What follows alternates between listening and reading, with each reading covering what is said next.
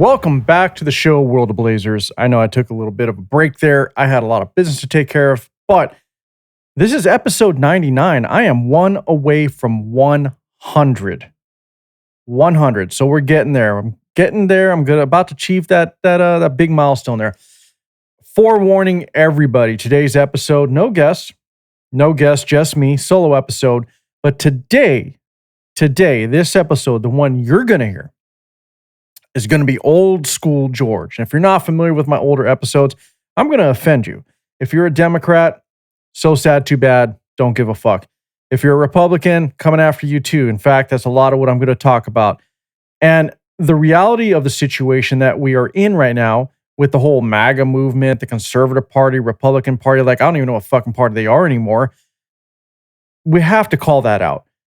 And let's not forget what happened in California. Prop 50, listen, Republicans, California GOP, you fucked up. You failed. And the California GOP is to blame. Like, for real, does anybody even know who they are? Has anybody even heard of the California GOP before? Maybe recently, maybe the Prop 50 issue situation that just went down, how we just landslidedly, undecidedly lost. All Republicans lost their right to vote, their representation overnight. Because why? Republicans in California couldn't be bothered enough to get off their fucking lazy asses and go actually vote. That's the truth. That's the reality.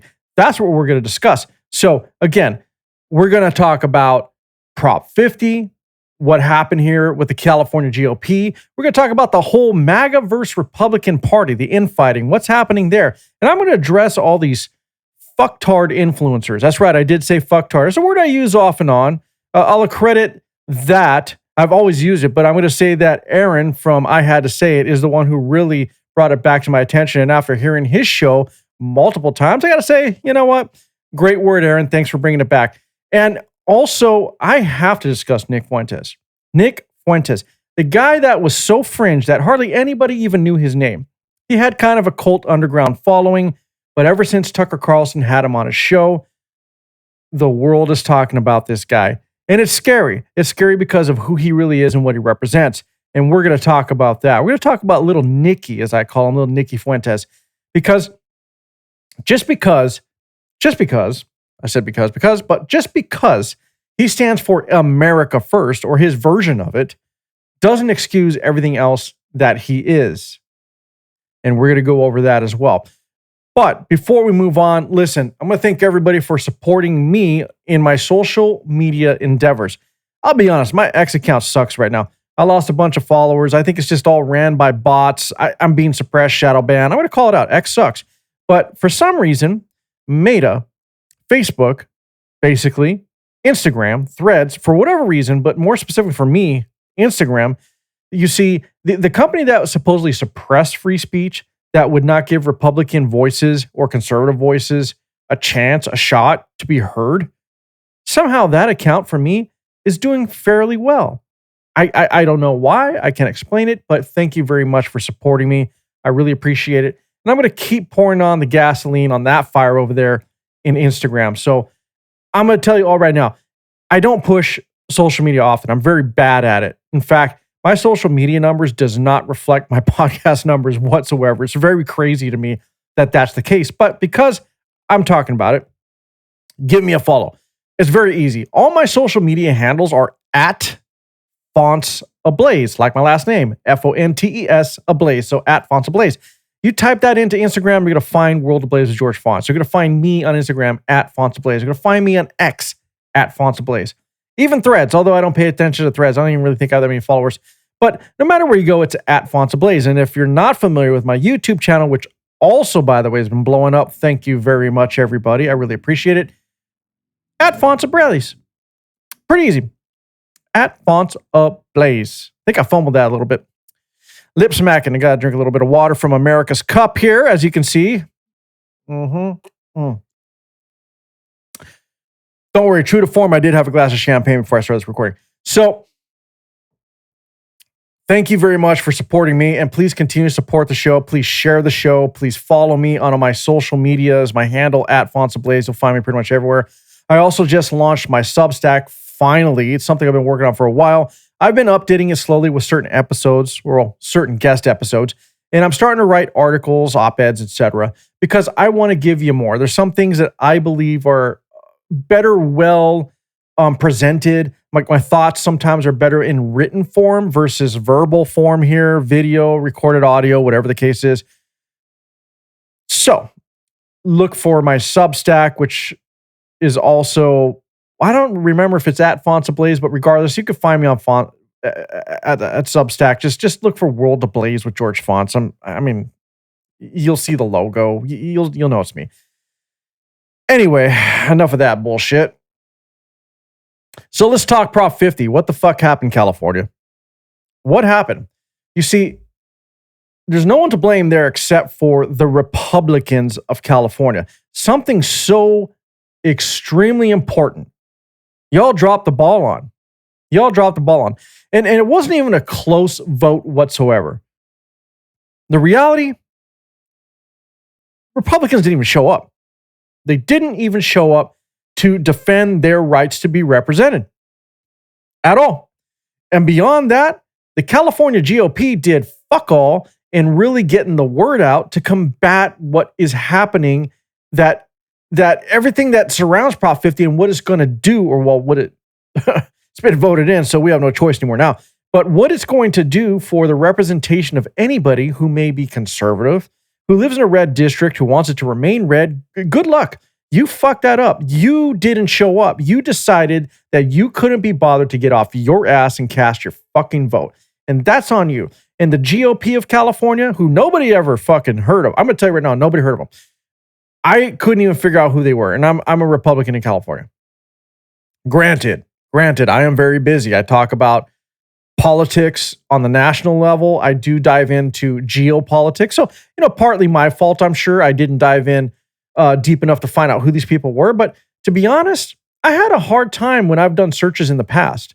I had a hard time figuring out who my people are locally when it came to the Conservative Party representation in California, because they don't do fuck. They don't do anything. They don't do anything whatsoever to get off their fucking lazy asses and really beat the streets and let people know who they are, where you can turn to for support when it comes to your Conservative or Republican Party representation in California. That is just a fucking fact. And I don't care. I don't care what anybody from the GOP side of California or the California GOP, if you're listening to me and you got an issue with what I just said, come at me. I can give a fuck less.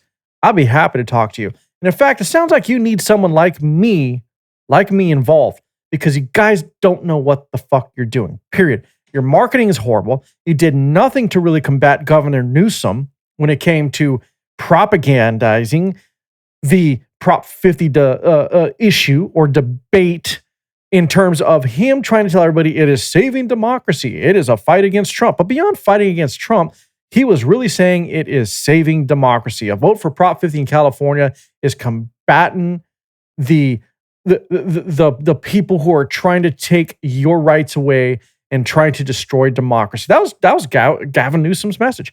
And I'm going to tell you right now, no matter where you went on social media, I saw fuck all when it came to the California GOP doing anything. You know what I saw everywhere I went? Everywhere. Anybody right now could probably still type a search into any social media platform, especially X, and all you saw, even on TV commercials, in between football games, right? If a commercial comes on, halftime, whatever, would you see? Gavin Newsom. You saw that pitchfork carrying, devil-tailed swinging motherfucker out there really pushing the issue, trying to tell people how evil it is that Texas redistricted, and the reason that Californians need to vote yes on this, the reason California needs to give their rights of representation away is to combat what's going on in Texas.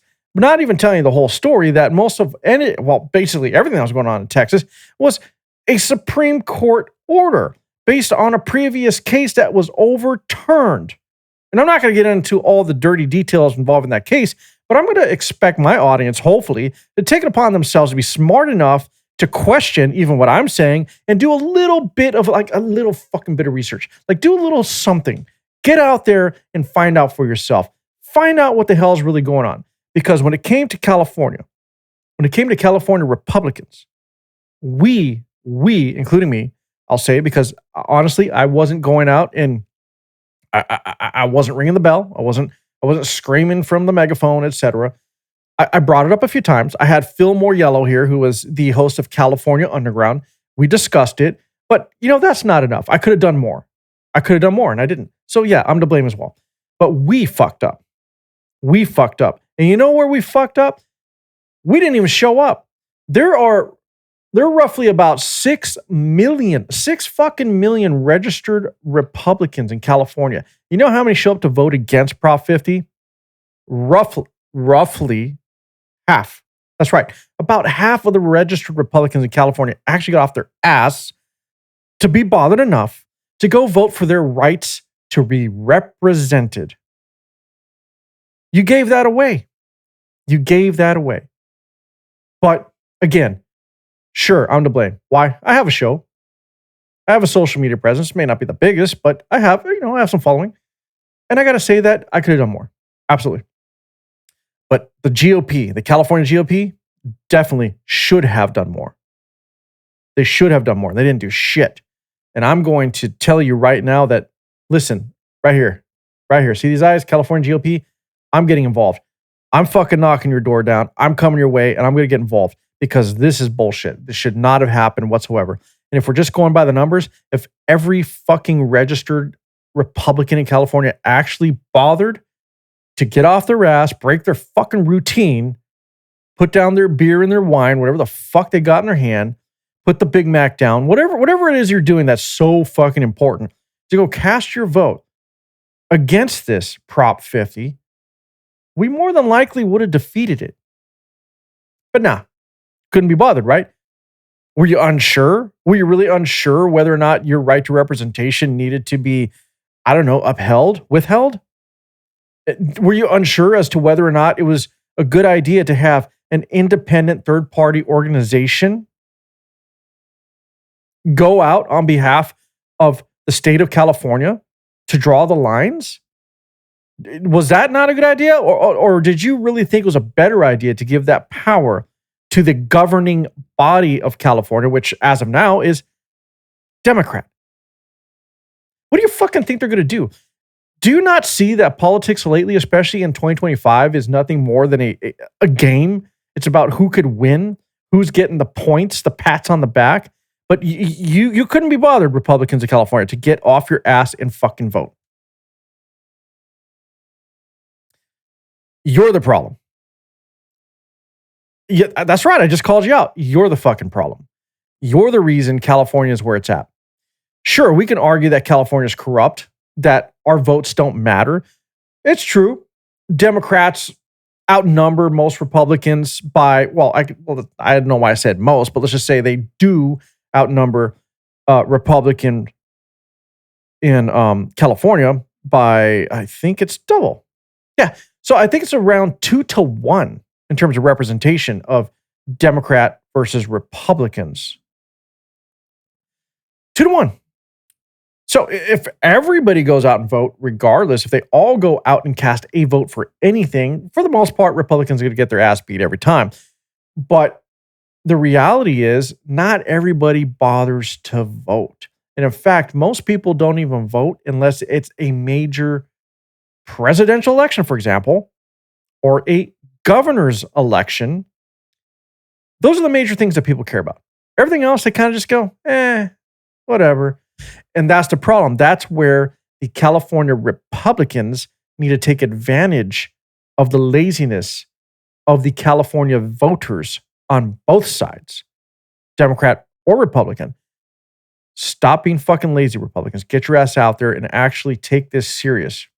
Remember, if you want to change the nation, you're going to have to start locally. You want to control your back fucking yard. And if you're not going to be wanting to be out there and willing to actually control your backyard, then just fucking lay down and die, I guess. I don't know. You're just going to live in misery.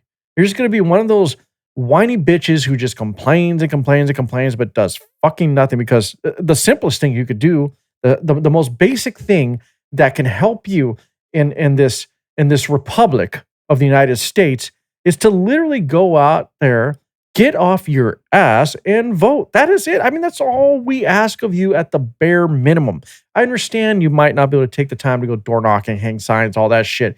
You may not be able to talk to your neighbor about the issues and convince them as to why you should or should not vote or support a certain thing.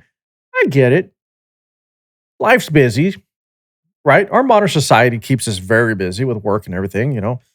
I understand that. I understand it. But not making time to vote? Really? Like you're telling me something as important as just casting your vote. That was too much for you? Like, what the fuck? So let's go to the numbers here. Let's look at what happened with Prop 50. So as you can see over here, let me see if I get my cursor. There we go. As you can see, the votes. Democrat, yes, over 5 million votes, 63.9% of registered voters, and 3 million Republican registered voters voted. 3 million. That's it, just 3 million. Didn't I just say earlier there's roughly 6 million registered Republicans? So based on the votes, as we can see on the screen, just over 5.5 million Democrats voted. And if all 6 million lazy, slobby, motherfucking Republicans of California got off their ass to actually vote, we would have beat it. We would have won. We would have won. We would have beat Prop 50. Absolutely would have beat it. So, who's to blame? California Republicans. Who else is to blame? The California GOP. California GOP. You suck. You're not good at what you're doing. Sorry, but it's very true. You suck. You didn't do enough. You weren't anywhere, honestly. I might have saw or seen, apologies for that. I might have seen a clip here or there on social media. Maybe. But for the most part, I saw the slimy, Joker-smiled devil Gavin Newsom everywhere. I'm sorry, California GOP. If you were serious, you would have done everything you could to outshadow Gavin Newsom and his deceptive message regarding Prop 50, but you didn't. You didn't. I found a clip here of somebody who sums this up in a much nicer way than I am. And her name is Priya Patel. I think I'm pronouncing that correct. I don't know who she is, by the way. But I came across this, and the video was perfect. I just have to play this clip. Let me go ahead and switch over here, and I'm going to full screen this so you can see this. Here's Priya. This is what she says about what happened with the vote in California regarding Prop 50. In California yesterday by a landslide. And you know what's pathetic about this is that we have nearly 6 million registered Republicans in the state of California. Only about half of them turned out to vote. Had all of the registered Republicans in the state gone to the polls and voted yesterday, we likely would have defeated Prop 50. Because of your laziness, now dozens of counties across the state are losing their voices and their representation. Their votes now mean nothing because Fresno is in the same district as San Jose. I'm going to pause that. For anybody who doesn't live in California, I'm just going to say geographically, Fresno is not that close to San Jose. It's a couple hours drive at best. And Fresno being part of San Jose, which is close to Santa Clara, which is not that far from San Francisco. How does that even make sense? Fresno has been a predominantly red area, but after this vote, it breaks up Fresno and it brings it into the district of, where San Jose is, which then again does what? Waters down the representation of Republicans in the Central Valley area of Fresno, Kern County, all that, Fresno County. Anyway, let me keep playing this. Redding is in a Bay Area district, and Huntington and Newport Beach are in an LA district. Huntington and Newport, I can kind of get that given the area, but Redding in a Bay Area district? What the fuck? Really? Redding? No, And if anybody doesn't know, that's pretty far north of the Bay. We're getting into more spread out areas, mountains, etc., surrounding the area. It is red. How in the fuck are you going to bring Redding down into a Bay Area district? Makes no sense whatsoever. But hey, Republicans, you dropped the ball. This is what you got. This is what you didn't vote for, so this is what you get. All right, I'm going to continue this.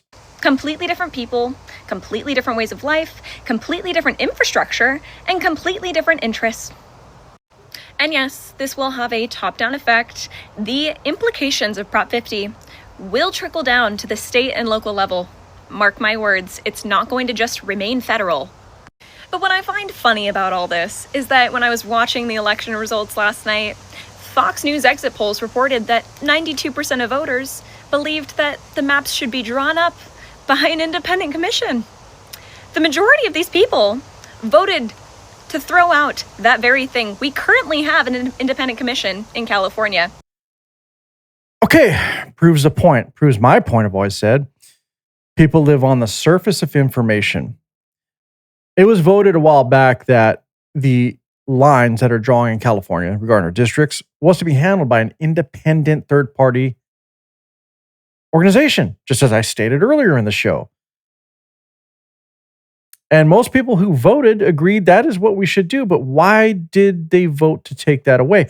Oh, because of Trump. You see, you hate Trump so much that you'll give your rights of representation away in California. And for all the Democrats that are taking that victory lap, let me explain something to you. California has been close to becoming red more than once. Governor Newsom, not that long ago, was recalled. He was just about ousted. And somehow, in the 11th hour, don't know where it came from. I'm not going to say this wasn't legit, but whatever. We had hundreds of thousands of votes come in to keep Gavin Newsom in office. Somehow. Even though the majority, the way it was going, the trend was Gavin Newsom was out. But in the 11th hour, somehow there was enough votes to come in to save his ass. So, point being is California could flip red there, Democrats. Very well could. And voting on this proposition sets the precedent for the future governing body, if it were to flip Republican, to do the same shit against you. To decide we're just going to redraw the lines in our party's favor. Now, a lot of people say, well, no. You don't know what you're talking about. This is only good till 2030. It's going to go back. No, it's not going to go fucking back. Are you stupid? I mean, seriously, are you stupid? I'm saying it. Look, it's rhetorical, I guess. Don't answer because I already know the fucking answer. But are you stupid? Do you understand that any little thing that you give up and give to the government doesn't come fucking back to you? Do you not understand that? Can you give me an example anywhere where the government gave back any little piece of the power that you give them? Does that ever happen? Have you ever seen that in history? Does it happen? No. The only way it ever happens is if people physically rise up and take it back. But we already know in modern times that's not going to fucking happen either. And I'm not advocating for that. I think there's a better way forward than picking up pitchforks, muskets, and whatever and taking back our government. But California, you fucked up. And Democrats of California, you also fucked up because you just set the precedent for this shit to be turned against your ass later down the road when this state flips back red, which it used to be many, many years in a row, just so you know. So, Priya Patel's right.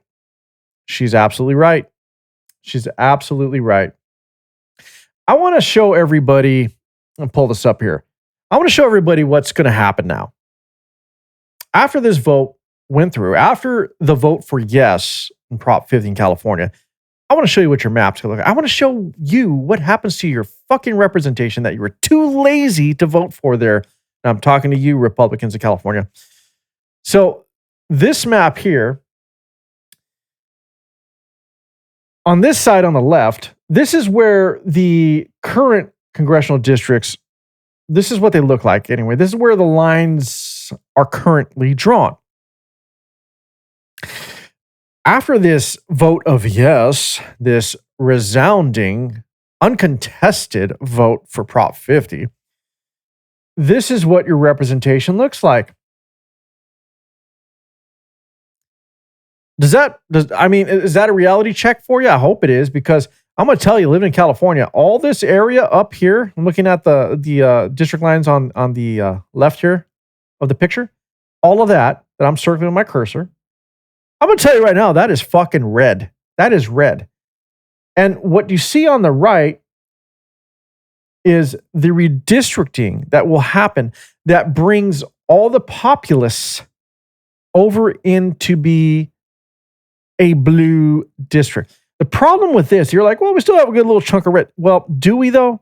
Because population-wise, most of all of this is very mountainous regions. There's desert right in here. This is not a very populated area. Not compared to this area here, to all of this here, especially over here. This even got taken away. If you look over, it was red, and now it's going to be blue. So, in essence, California conservatives, California Republicans, you will no longer have any fucking representation. Your vote ain't going to matter. Now you can literally say, fuck it, I'm not voting. Because you just gave away any chance that you fucking had. Because half of registered Republicans couldn't get off their ass to vote. Period.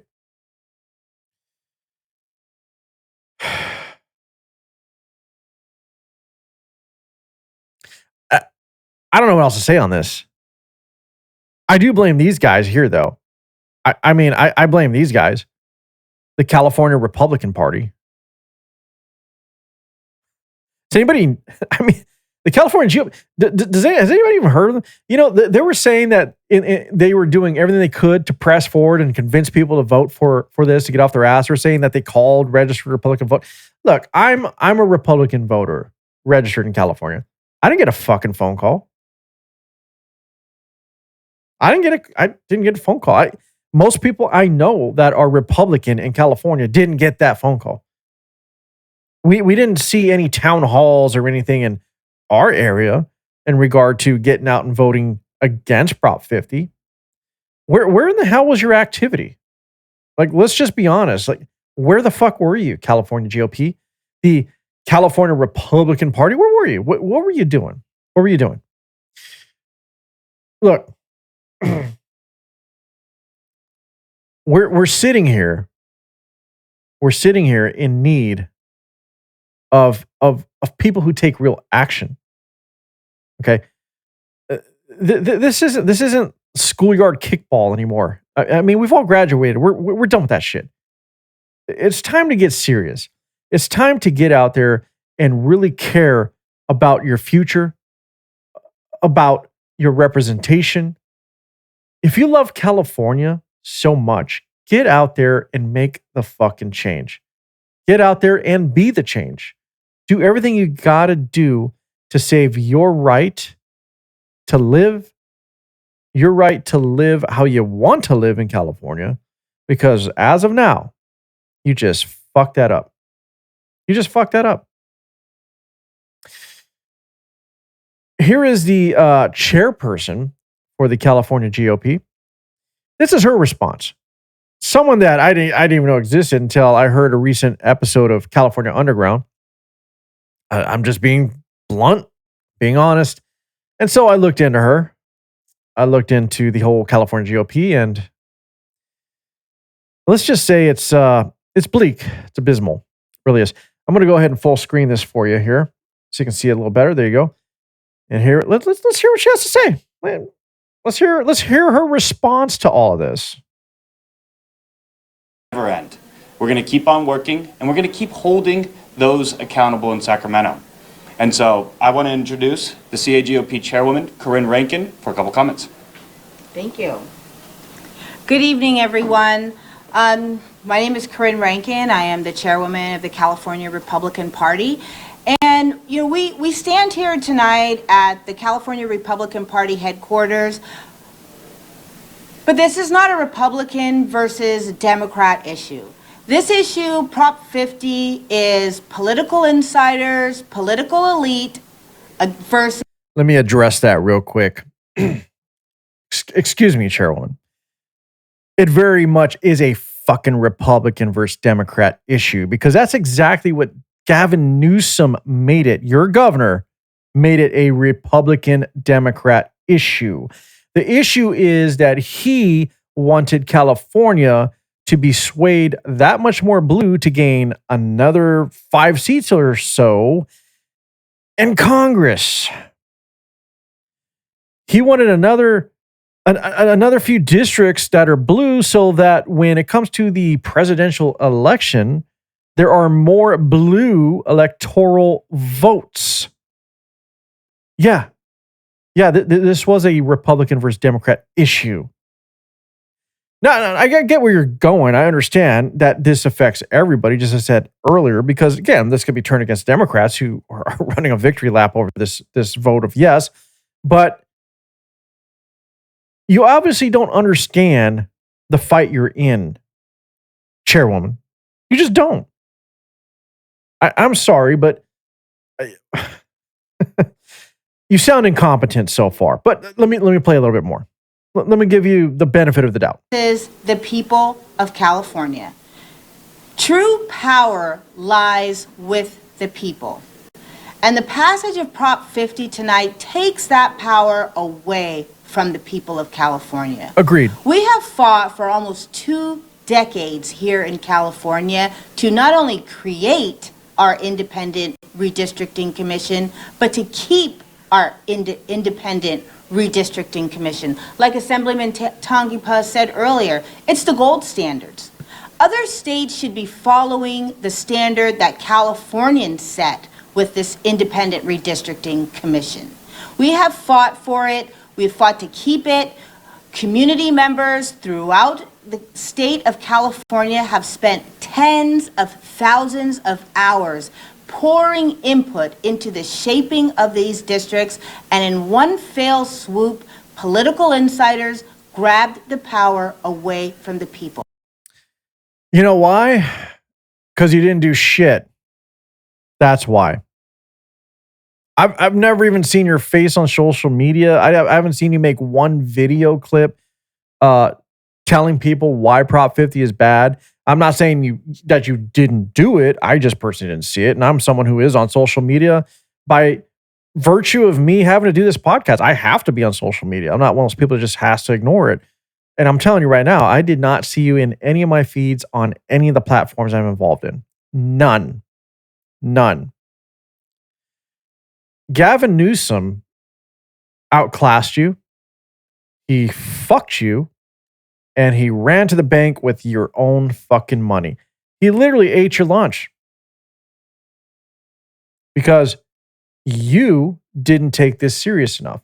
You didn't do enough to get out there and rally the Republican voters to get out there and do the work and get it done. You fucking failed. And again, I need to go ahead and get involved, I think, at this point. The California GOP is just, they're fucking lost. They don't know what they're doing. They're playing nice. They're playing nice. You know, they're playing flag football while the Democrats in California are going full-on fucking rugby-style football, no pads, anything. They're just running into your ass and leveling you out because you want to be nice in 2025. I'm sorry, but gloves got to be off. You got to care. You got to do more than tell a speech and get up there on camera and get recognized. You got to do the fucking work.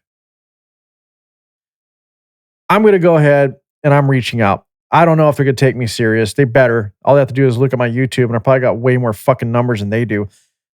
I'm going to tell you right now, George Fonts needs to get involved in the California GOP. I'm going to reach out. I'm going to see what they say. There's no guarantee that they're going to let me. They may not like this video after they see it, because I'm going to guarantee that they see this. I'm going to fucking send it to them personally. I'm going to get there at their fucking office in Sacramento. I'm going to bring a copy. I'm going to bring a laptop. I'm going to give them a physical copy. I'm going to hook my laptop in. I'm going to kick in their stupid little meetings, and I'm going to play this episode on their fucking screen so that they can get a fucking ear beating about how fucking bad they are and how they helped contribute to the Republicans of California losing their right to fucking representation. Period. Okay. Now that I'm done bashing the lazy Republicans of California and the ball that was dropped by the California GOP, let's move on to what happened with the Republicans and the votes that just happened recently. Actually, let's just, what I want to talk about is the MAGA versus Republican Party. Everybody thinks it's one and the same. In fact, every time someone disagrees with a Republican, they just call them a MAGA, a magtard, someone who's a part of the MAGA party. But I'm going to tell you right now that they're not one and the same. They may be both considered conservative, but they are different people. Okay? The traditional conservatives are not necessarily MAGA. MAGA, its moniker, what it really stands for is Make America Great Again, hence the MAGA. Sounds great. Make America Great Again. It was also a movement based on an America First platform. But thus far, I'm not sure that we've seen an America First platform, and hence why the infighting right now. And most of that infighting is over whether or not you support Israel, which is fucking stupid to me because this blip of a nation compared to the rest of the world is allegedly, supposedly controlling the entire United States of America. I'm going to dive into that in a different episode, but I'm going to tell you right now, the population of Jews in the world versus the population of Muslims is not even anywhere close. And if we're talking about people who are going out and controlling and trying to conquer or soft conquer, it is definitely Muslims. I'm sorry if that sounds racist to you, but it absolutely is not. It is actual fact. It is data. It is something you can't ignore. Whether you want to be inclusive, empathetic, sympathetic, whatever the freaking name is or word you want to use, the reality is true.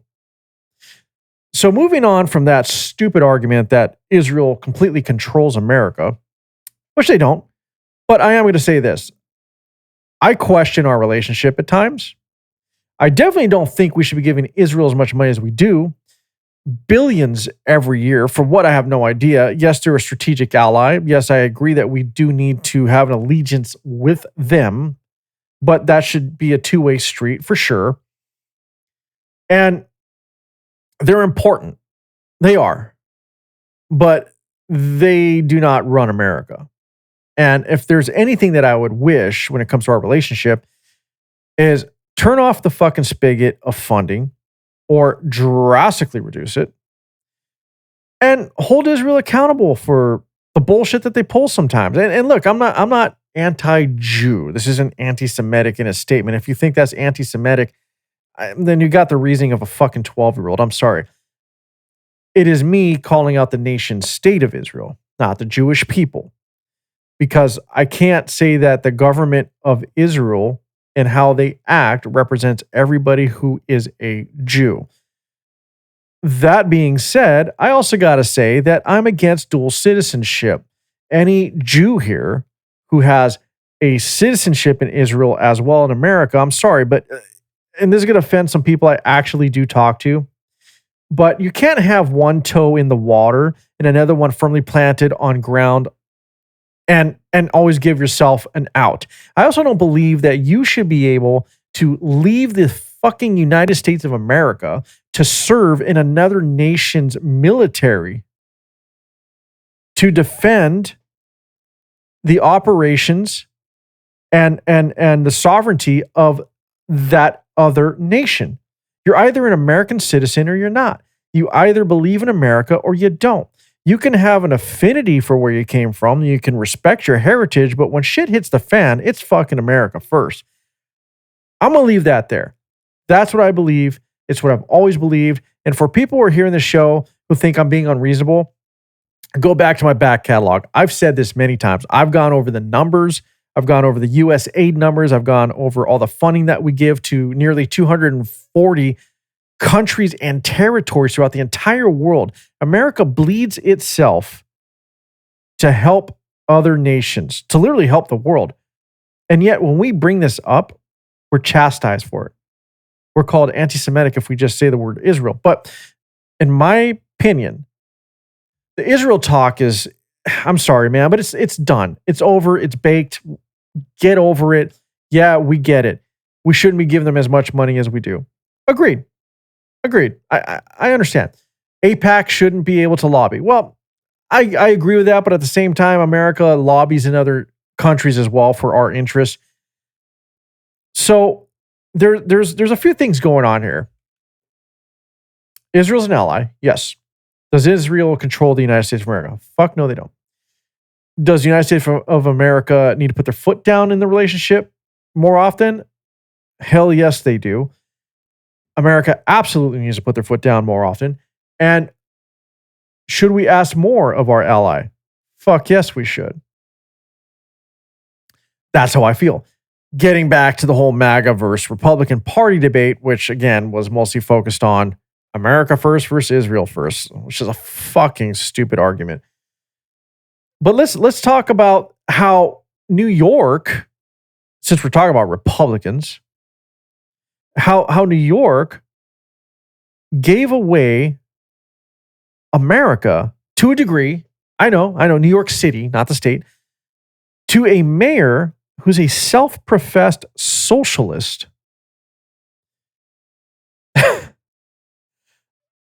Socialism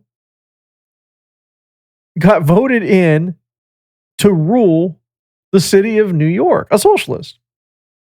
Never thought I'd see the day. A lot of people are saying, well, Truman was a democratic socialist, and what the fuck does that got to do with anything? We're talking about a full-blown socialist here. Sure, we have socialist-like programs or programs that could be considered socialist, but by and large, we are not a socialist country. We're not a place where we are going to abolish capitalism just as Zohan or Zoran, whatever the fuck Mamdani wants to do. We're not going to empty our prisons because we don't believe in penalties or punishment for crimes, just as Zoran Mamdani wants to do. We don't believe in abolishing the police, as Zoran Mamdani wants to do, because if you don't have police, we fall into anarchy and chaos probably within, I'm going to say a couple of weeks, maybe even less. I don't know.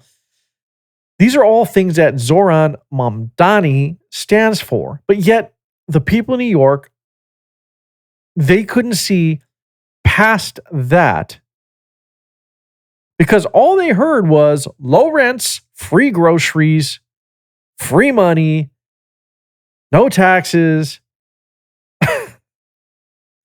Hold on. Because you in your life aren't where you want to be and things are fucking expensive, well, join the fucking club. Do you think I'm where I want to be? You think any adult is where they want to be? Some achieve their goals, but not all of us.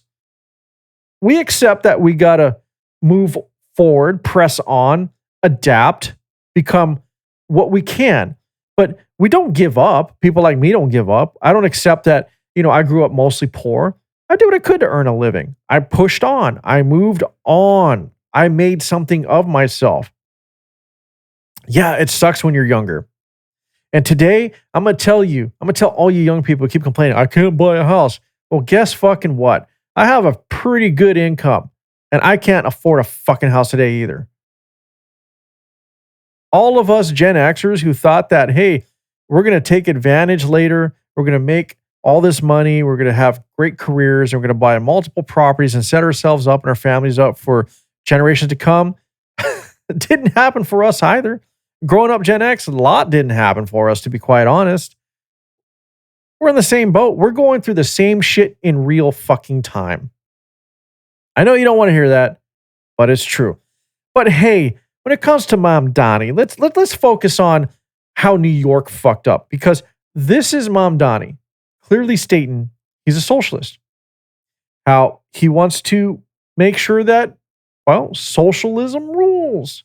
This is from a 2021 video of him on YDSA. It's a winter conference.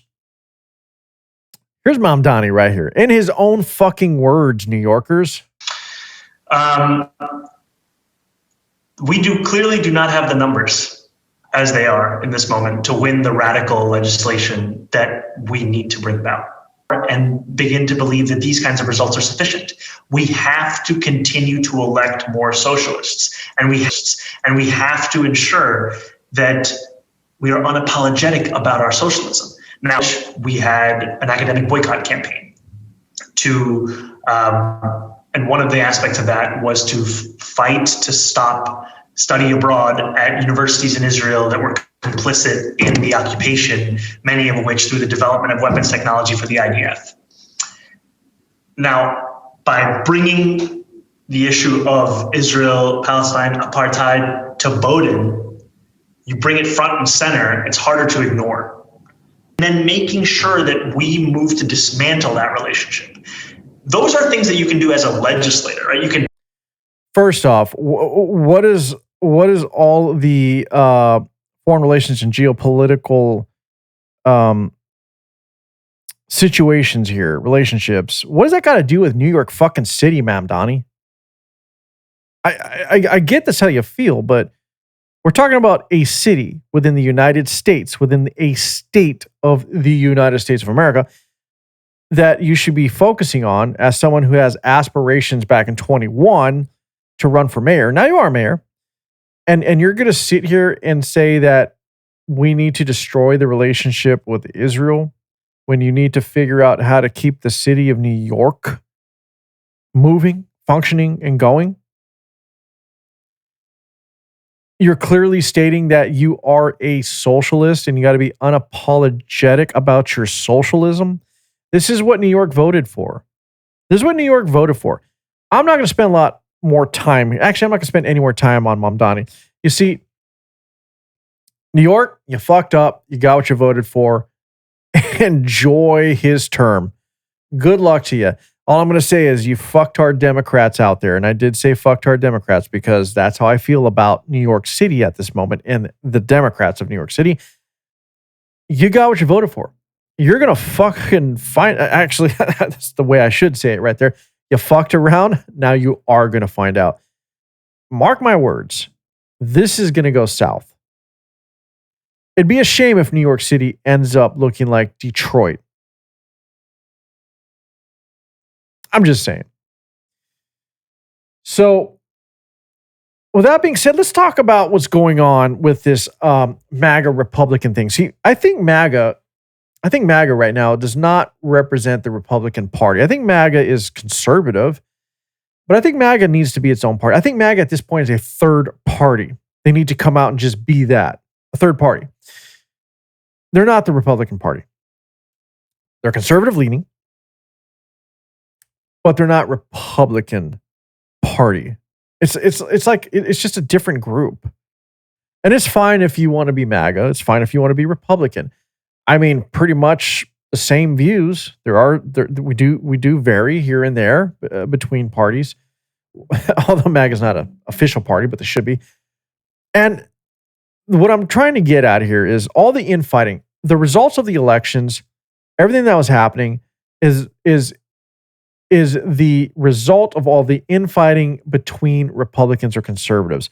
When all of this was going on, when they should have been driving home the message of why you should vote for this person in this state, this judge, this assembly person, this fucking mayor, they were too busy grandstanding, having the debate me bro sessions, patting each other on the back. The podcasters, the Republican or conservative podcasters, were too busy circle jerking each other, using the same circle of friends, going from podcast to podcast to tell you how great they are because they won this debate or that debate, or just focus on Israel, while not focusing on actual politics in the United States. Yes, foreign policy matters. But when you have an election going on, when you're in the midst of an election where officials are about to be elected to represent people in various ways or affect legislature, don't you think you should be turning your focus on what's going on in America itself, like within America, instead of trying to tell everybody how smart you are and trying to convince people that, oh, we shouldn't cancel Tucker Carlson? Like, what the fuck is that? Who gives a fuck about Tucker Carlson? I'm going to tell you right now, who gives a fuck? My opinion. Seriously. Tucker's a big boy. He made millions and millions of dollars throughout his career. He could handle his own shit. You got people like Dave Smith going out there fucking simping for Tucker, saying, I'm not going to let anybody cancel Tucker, and I swear to God, I'll debate anybody on that. Dude, shut the fuck up, Dave. You're a half-assed comedian at best. And if you hear this, you want to come at me, then fucking come at me. In my world, you're a fucking nobody, period. And before anybody wants to sit there and say, I'm a nobody, oh, well, you're right. I guess comparatively, if you're looking at followers, but what the fuck does that mean? I'm going to address that in a minute. Because asshats like Dave Smith are the reason we have the rift. Dipshits like Candace Owens, oh, there we go. I kicked the hornet's nest. Go, come at me, Candies, whatever the fuck you call yourselves. These people who, for the most part, don't show hardly any receipts for anything, that love to hear their own voice and convince people. I mean, look, Candace Owens even said that I'm not voting for anything. I'm not going to vote for anything until XYZ happens. Oh, way to go there, Candace. Good job, because that's exactly what happened. Good job there, Davey Boy Smith. You're the Debate Me Bro fucking A1 Gold Star member. You're the champion. Let me tell you something there, Davey. Modern debates on social media are bullshit. It's all theater. You're not really getting down to the issues at hand. You see, you need more than just yelling at each other, telling people that it's a non-argument, it's a straw man, it's a whatever the fuck you want to say that helps you sidestep and not answer the direct question.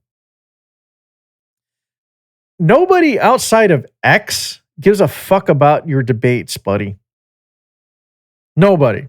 And I'm going to say that just about everybody outside of X doesn't give a fuck about you. Period. Go ahead, take this episode, chop it up, play it back for your fucking fanboys on your show, blah, blah, blah. I don't give a fuck, Davey. Because the reality is, X isn't the center of the universe. And most of everything that you got going for yourself is on X.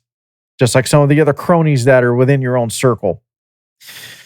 To prove the point here, and to call you out on your shit and people like you and other influencers for the rift in the Republican Party, let's just talk about it. Let's just go for it. So here we go with the numbers. The numbers. Davey boy.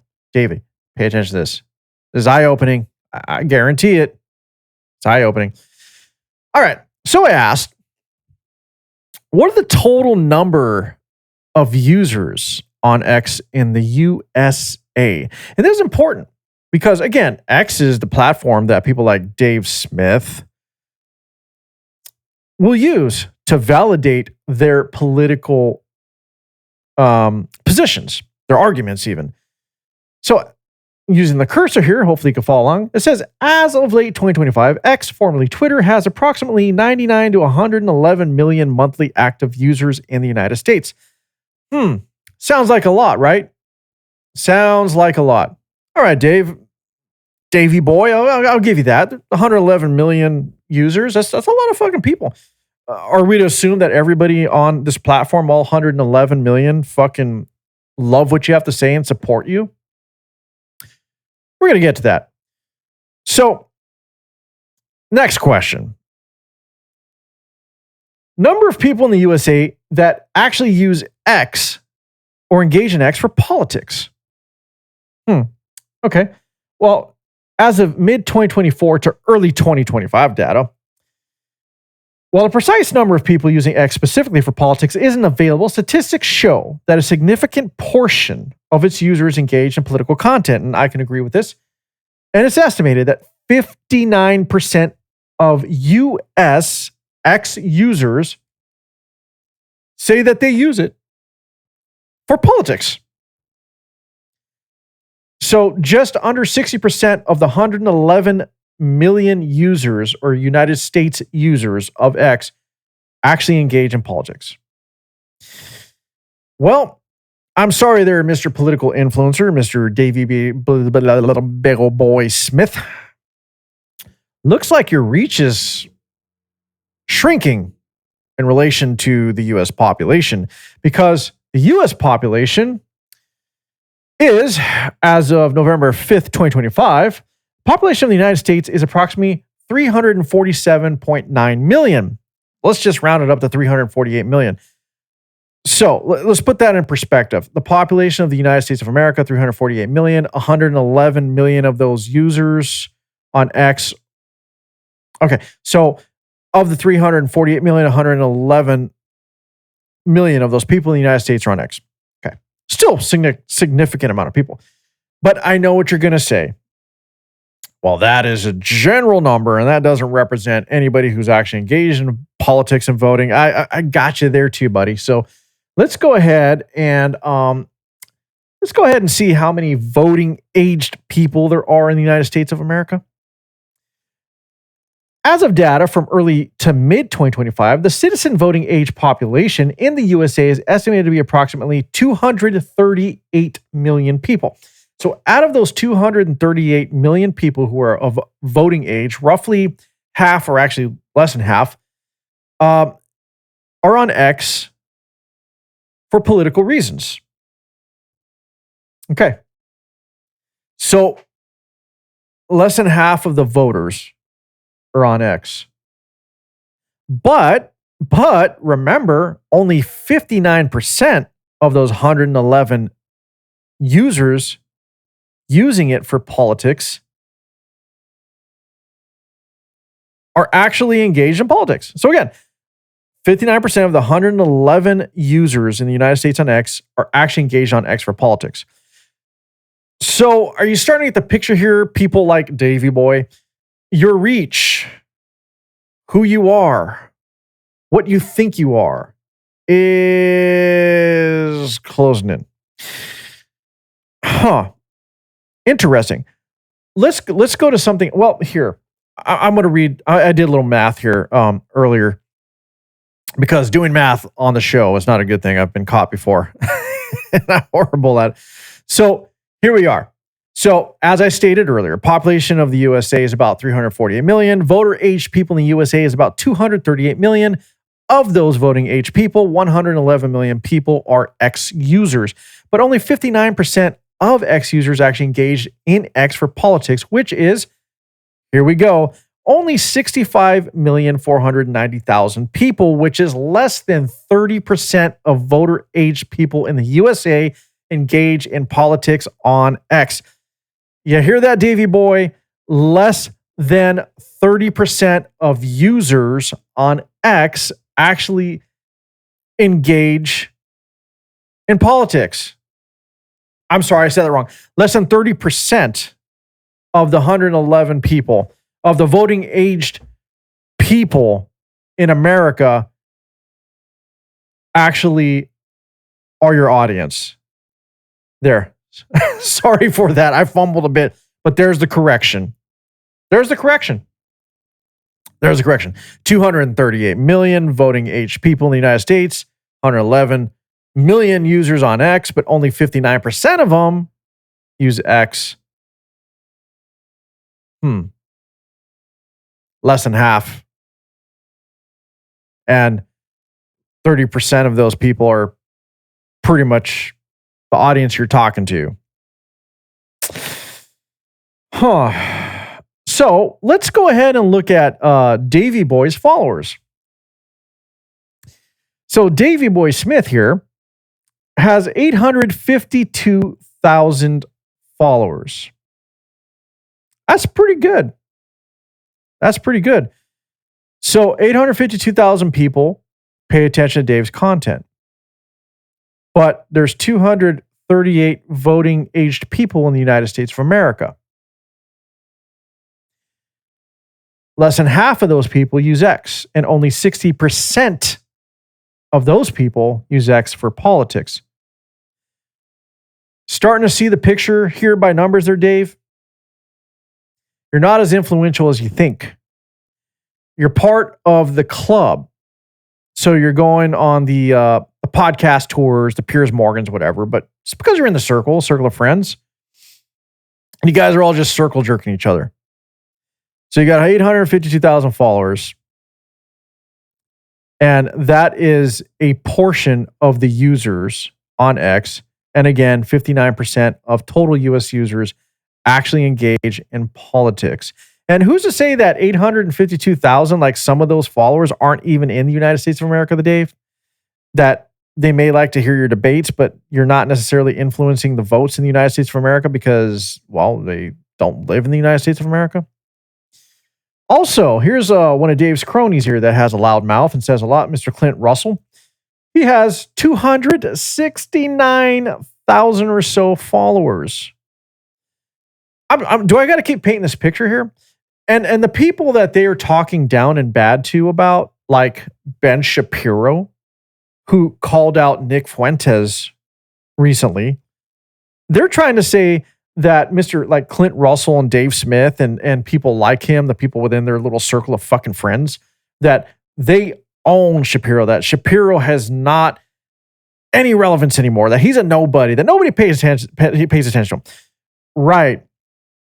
So when we're talking about Ben Shapiro, here's his numbers. 7.9 million followers. Wait a minute, Davey. You had 800 something thousand some odd followers. Ben Shapiro, 7.9 million. If people didn't think Ben was relevant, they wouldn't be following him. They would be unfollowing him in droves. But since everything about politics is all about X and how big your social media influence is, well, by the numbers, Dave, you're a fucking nobody. So get over your shit. Nobody cares. Nobody cares, Dave. Hey, but you win, buddy. You're the best debater. You're the guy. You're the one. Yeah. And the guy that Dave Smith has been defending, him and his little buddies, is Nick Fuentes. And on the surface, Nick Fuentes makes sense when you hear things like this. These DC creatures, these consultants, these think tank nerds, these fucking dorks and losers, these out-of-touch theater kids and student council presidents, these fucking punks, they are miserable. There's a sense of dread. It has captured them because they know that MAGA is dead. It's dead. It has failed. You might be right. It is a disappointment. The mass deportations, They're not happening. America First foreign policy, they forgot all about it. Approval ratings in the toilet. Epstein files covered up. True. Blue wave just happened. True. But the Groypers are jubilant. The Groypers are triumphant because the Groypers are winning. We're the only ones having fun. All these MAGA people, all these heritage Americans, all these people saying, hey, patriot, are you trusting the plan? These people have been humiliated ritualistically by this administration. All that exuberance from the Cruel Kids table cover, all the exuberance from the election crashed on the rocks, on the shore of reality. All right. So just listening to Nikki there, little Nikki there, makes sense. He's right. MAGA is probably dead. And this is the guy that Dave Smith is standing up for. This is the guy that Ian Carroll's standing up for. Another guy who thinks he's bigger than he is. This is the guy that Clint Black is or Clint Russell, whatever the fuck his name is standing up for. This is the guy that your current social media influencers, your political big brains, the people who know everything there is to know, and you should just do what they say. This is the guy they're supporting. This is the guy that they're supporting because Tucker Carlson actually interviewed him. And on the surface, there are times like this guy makes sense. You're like, yeah, you make sense. What happened to America First? What happened to all the deportations? What happened to the Epstein files, which, by the way, we're still calling for Trump? And yeah, Nick sounds like a guy that makes a lot of sense. But the only problem with that is when you hear him out in previous clips, and I'm going to say this right now, a lot of people who defend Nicholas Fuentes, they always say, well, you're taking him out of context. He's joking. Well, I took it upon myself to actually watch full episodes because I want to understand where this kid's coming from. Well, he's not a kid, he's an adult. So sorry, Nick. I didn't mean it like that. But I don't think people are taking him out of context. He is who he is. But here's a clip of Nick. This is him in his own words. This is the real Nick Fuentes. Well, we can easily say, well, he's good for America because he stands for America First. And you know, he doesn't want any bullshit. He wants the money to stay in America. He wants to be America, America, America. I get it. But there's the other side of him that we can't ignore. We can't just align with Nick because he sounds like it makes sense on one side of the coin. But when you flip it over, you see who he really is. Here's Nick Fuentes. They're always coming up with, no, it's not the Jews. No, it's not women. No, it's not blacks. It's actually really complicated. No, it fucking isn't at all. Jews are running society. Women need to shut the fuck up. Blacks need to be imprisoned for the most part. And we would live in paradise. It's that simple. It's literally that simple. Anyway. All right. So, I mean, does Nick still sound like presidential material? Does he still sound like the future of the Republican Party? Because he's a self-professed groyper. The groyper is not part of the Republican Party. They're not part of MAGA. They can give a fuck about either. Groypers are out for themselves. They're borderline. Well, I shouldn't even say borderline. They pretty much are Nazis. They're people who advocate for white nationalism, for white supremacy. They're misogynistic. They believe that a woman should just stay in the kitchen, shut the fuck up, and do what they're told. They're supposed to be the subjects of nothing more than help to their husbands. And that's all they are. This is the future of America. This is what young people, young men, if I dare call them men, this is the person they're looking to, that they're looking up to. Amazing, right? Interesting that this is the guy. This is the guy. This is the guy that loves Hitler, praises Hitler anyway. Now, this here is a actual super clip. I don't know where he got it from or if he made it. This is a account on X, Thomas Tiastra or Tastra. I don't know. I probably mispronounced that. No offense to you, but I want to give you credit nonetheless. Let me blow this up so you can see this. So here's Nick in his own words again, and this is a super clip. This is various clips of Nick stating what he really feels. One, look, I'm not obsessed with Hitler. I really don't even know that much about him. Buddy, it's Führer Friday. It is Hitler Friday. Shut up. It is Heil Hitler Friday, nigga. Heil Hitler. All my niggas, Nazis, nigga. Heil. Hitler was a pedophile and kind of a pagan. It's like, well, he was also really fucking cool. So, you know, time to grow up. We're not children anymore. Am I right? Am I right? Am I right, boys? Am I right? Let's go. He was also really fucking cool. And any boy knows that. Anybody who watches these videos where he's rolling down the street and stuff, it's like, this guy's awesome. This guy's cool. Just American general? Hitler. Oh, American. Wiggly sent $10. Up pointing finger.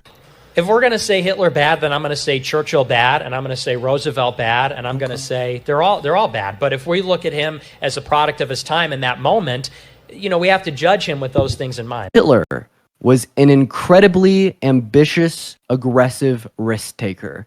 Given your qualifications, would you thereby say that Hitler is a good leader? It's indisputable he is. Indisputably. You could even say he's evil.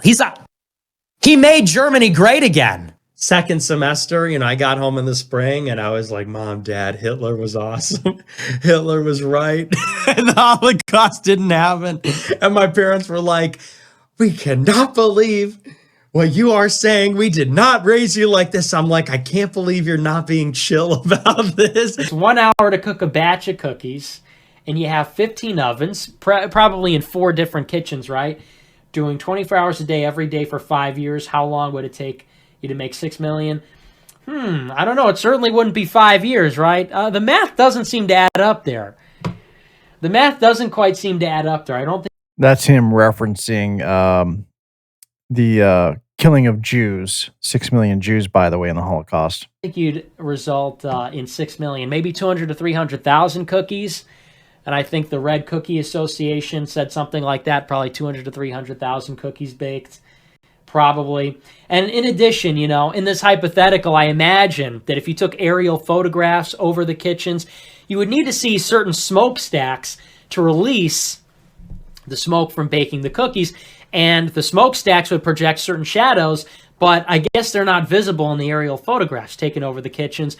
Moreover, if you look at the soil texture, it's really not deep enough for mass cookie storage underground. And so there's a lot of things, in the cookie kitchen, they say that the ovens are wooden and they have windows on them and they're not totally secure. And the ovens that they use, they actually did sort of an ad hoc use of that particular kind of oven, even though they made a perfectly good design for ovens for a different purpose, for delousing. For something else. Seriously. So none of it really adds up. I don't know. It just kind of doesn't really make sense. Nothing adds up in your mind there, Nick. I'm not getting you.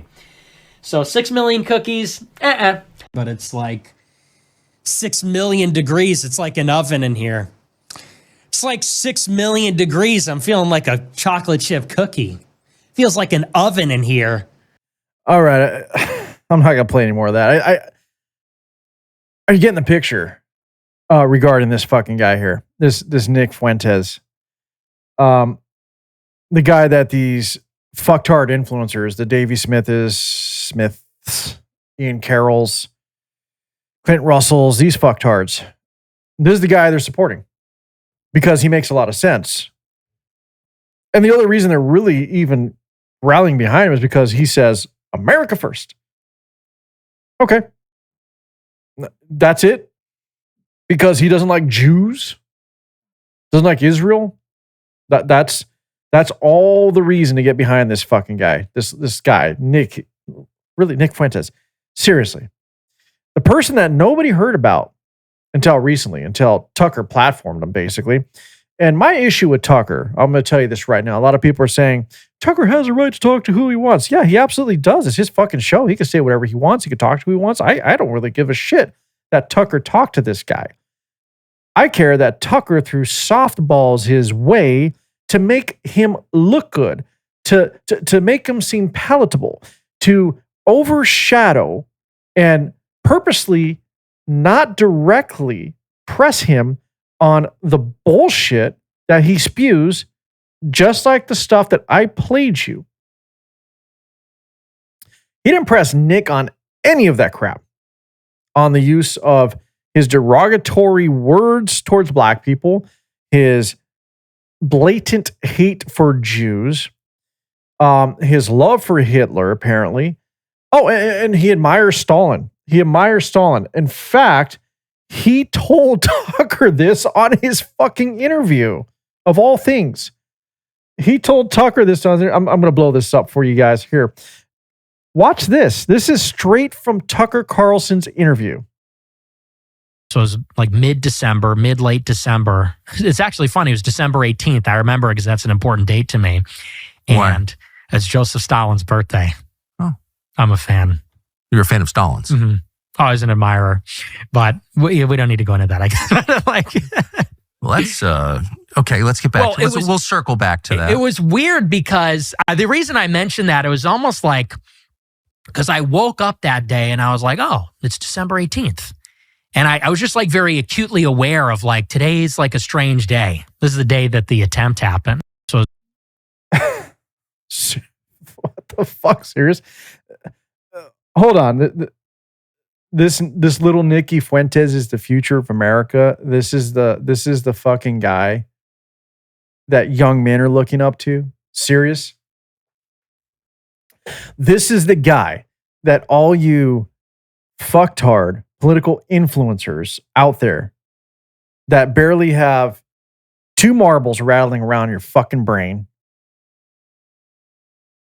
You got 2 hamsters up there fighting for food, and food is short, by the way, in your minds. I'm telling you right now, because you can't be that intelligent if you're fucking arguing in support of Nick fucking Fuentes. When it comes to Nick Fuentes, he said, people are afraid to debate me. People are afraid to debate me. Nick, I'll fucking debate you. I mean, really? Who's afraid of anyone to debate? What words are you going to do? Is throw words at me? And ooh, fucking scared there, Nikki. Here's how we fix this, because I was asked this question. I was on Weather View the other day in the morning. Greatest show on X, by the way, in the morning. Shout out to Bruce McGee. And the deal is this. We're all talking about, how do we fix this? How do we get back to getting the conservative party to move forward again as an actual party, the Republican Party anyway. And I think what it comes down to is we got to get these pseudo journalists, these half-baked wannabe journalists with podcasts, these fucking debate me bro bastards to just, well, we just got to shut them the fuck up. What needs to happen is we need to get back to talking about the real issues. We need to talk about actual politics. We got to talk about the things that are actually happening in real time to real people that are living in America. We need to actually be responsible and discuss these things that affect all of our lives every day, instead of grandstanding and fucking prancing around telling how great you are at debates because, oh, I smoked this guy. I swatted down all of his arguments. Dude, shut the fuck up. That means nothing.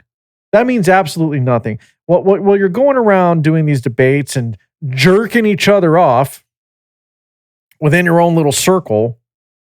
Guys like Nick Fuentes are gaining popularity because you're refusing to address the real problems in America. That people are frustrated. They don't know where to go. They don't have any real direction. Most people, the average person, isn't going to do any deep dives. They're not going to do any real research because they're busy. I get it. That's not their life. Their everyday routine, it doesn't allow for them to sit down and really go down the rabbit hole. That's the responsibility of people like me. That's the responsibility of all these pseudo journalists, wannabe debate me bro podcasters, which even they refuse to do. And because you're not doing this, you're not making people aware of the actual facts and data. The reality that you're willing to go ahead and spew revisionist history just so that you can look good to you and your little cronies.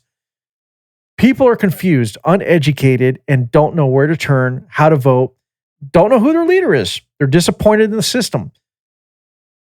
So guys like Nick, who speak very well, by the way, I can't take that from him. The guy's great. I mean, let's be honest, he's engaging. He draws you in. But he's a fucking Nazi. He's Nazi. I'm sorry. I could play so many more clips of this guy. I've watched quite a few of his episodes just to be sure I wasn't taking him out of context.